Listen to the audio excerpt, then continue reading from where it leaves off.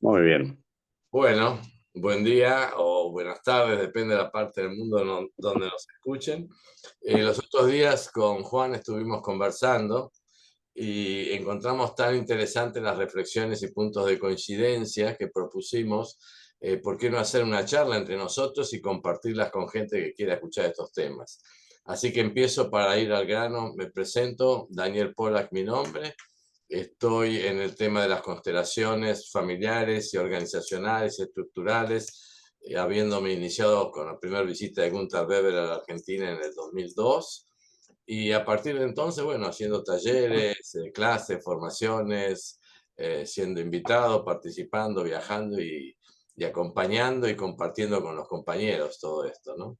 Así que dejo la palabra a mi colega. Vale, yo, Juan Londoño, de Madrid, y bueno, soy director de Talentum, que trabajamos con organizaciones, básicamente como el nombre lo indica, alrededor de la mejor expresión del talento en una organización, no solamente de las personas, sino de la misma organización y de los productos que tienen con sus clientes y los servicios, y básicamente un enamorado sistémico. También soy codirector de la formación con el Centro de Estudios del Coaching en Madrid, donde hacemos coaching individual, sistémico y de equipos.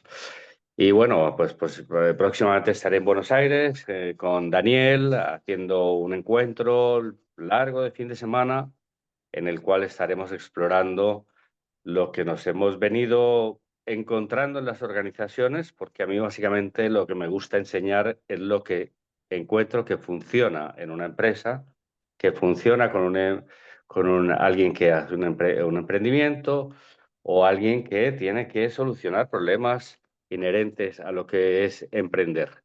Así que encantado, Daniel, de que nos encontremos en Buenos Aires y no sé por dónde comenzar. A mí se me ocurre el impacto de los principios sistémicos, ¿no?, en las organizaciones.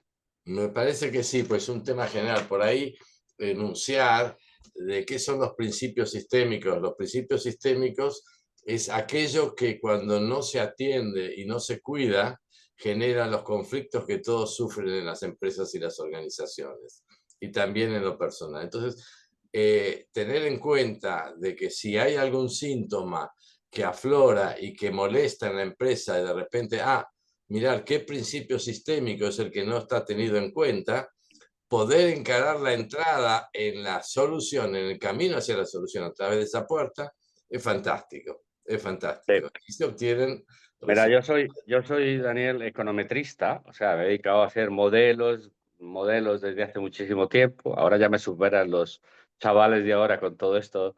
Es ingeniería de datos, y a mí me hubiera encantado a mí ser científico de datos como alguno de mis sobrinos.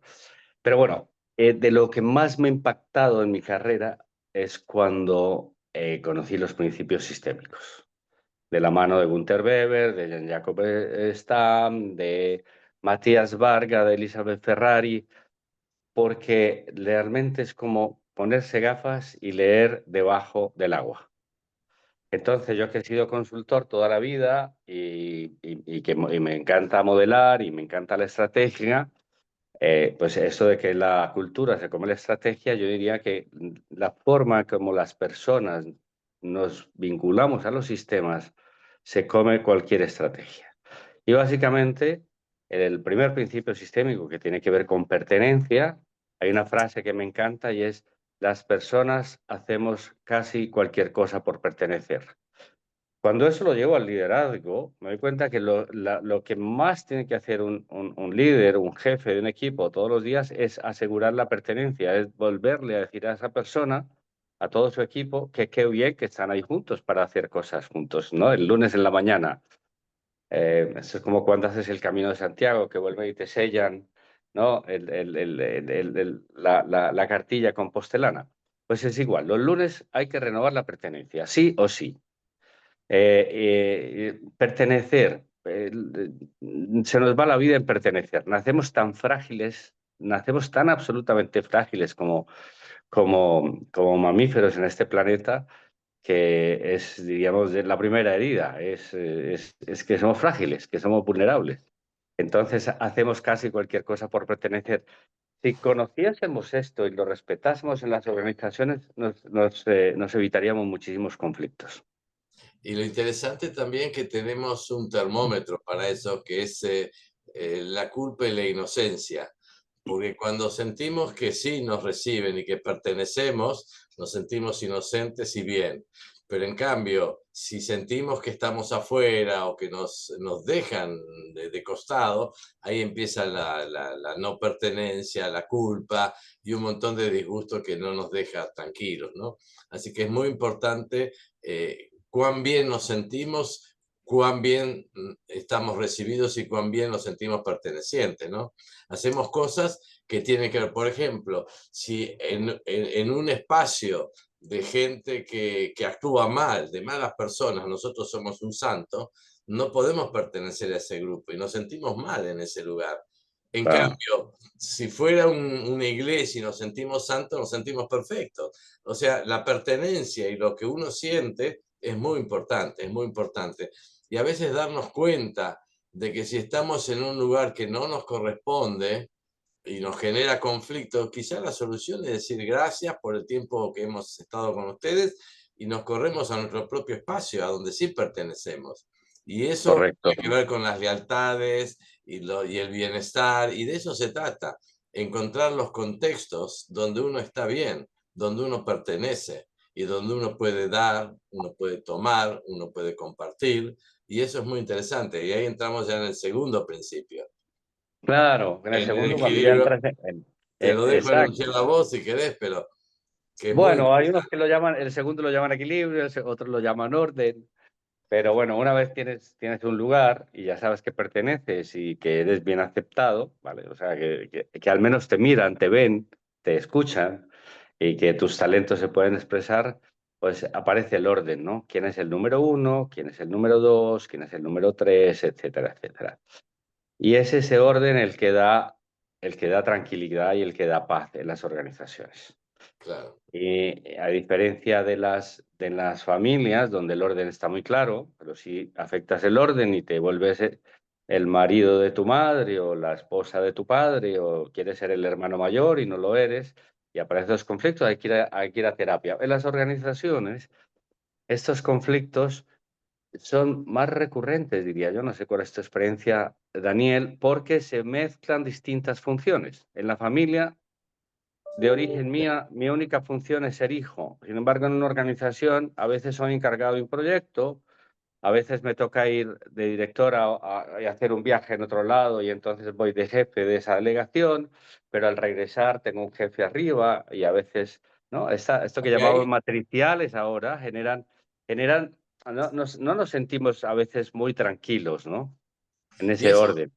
eso es netamente fenomenológico la mirada, porque ahí cuando estamos hablando del orden, tenemos también un principio básico que es el que a veces se llamaba señorazgo o antigüedad o precedencia, donde quizá el gerente de 20 años en una empresa tiene precedencia, prioridad sobre el nuevo gerente, aunque sea altamente y técnicamente aprendido, preparado, porque la antigüedad es un orden a tomar en cuenta. Por ejemplo, el nuevo gerente que desentiende la gerencia de los más antiguos ya tiene una mala entrada en la empresa. Eso va a generar desorden y fidelidad quizá de los trabajadores o empleados con respecto a los gerentes antiguos y rechazando al nuevo. Y eso genera conflicto. Y solamente la humildad del nuevo gerente, si sabe entender que recién él es nuevo, aunque tenga muchos conocimientos, y en agradecimiento a la empresa que lo toma por sus conocimientos, esa es una excelente entrada en ese lugar Es de una trabajo. excelente entrada. Sí, sí, sí. Así, así funciona esto. Esto yo lo veo mucho, Daniel, en los equipos de fútbol y los que somos futboleros, y ahí en Argentina lo sois, ¿no? A mí me encanta esta parte de... Y no hay, no, a mí siempre digo, todos los entrenadores que entran nuevos en el equipo, lo primero que hacen es hablar mal de la estrategia del anterior y que por Ah, eso están. Y a mí me parece como terrible. el error fundamental porque los jugadores quedan en shock, por un lado, por otro lado, no saben si confiar o no. Y lo interesante es que hay una parte que es subconsciente, no inconsciente, sino subconsciente, que sigue teniendo lealtad a lo ya vivido, a lo ya experimentado y a lo que ya conocen. Sí, eso que tú hablabas del seniority, lo llamamos aquí también en España, o antigüedad. Básicamente hay como cuatro conflictos en eso que yo encuentro recurrente, que son la antigüedad versus el experto, ¿no? O la capacitación. También el que ha hecho una gran contribución al equipo. En algún momento esto se vio mucho durante la pandemia en los hospitales en Madrid, que las enfermeras eran más importantes que los médicos para el Claro. manejo del paciente que venía con COVID, ¿vale? Esto es como en esos términos. Y también lo vamos viendo como o sea, el experto, el antiguo, el de la contribución y el que tiene, digamos, como el conocimiento de las reglas claras, que no necesariamente es el más antiguo, pero el que es como el guardián de la cultura. Esto se da mucho, yo lo comparo cuando está el portero de un edificio, ni es el más antiguo, ni es el presidente, ni es uno de los miembros del equipo, ni es el experto, y sin embargo conoce todo, conoce dónde está la llave, la gotera, de cómo se abre el mando del garaje, ¿no? Todas estas cosas. Entonces tiene un lugar que es como el sábelo todo, ¿no? De a veces que los encontramos en las organizaciones. Y bueno, y entonces cada uno quiere ser el número uno de esas personas, el presidente, el portero, el experto, etcétera, ¿no?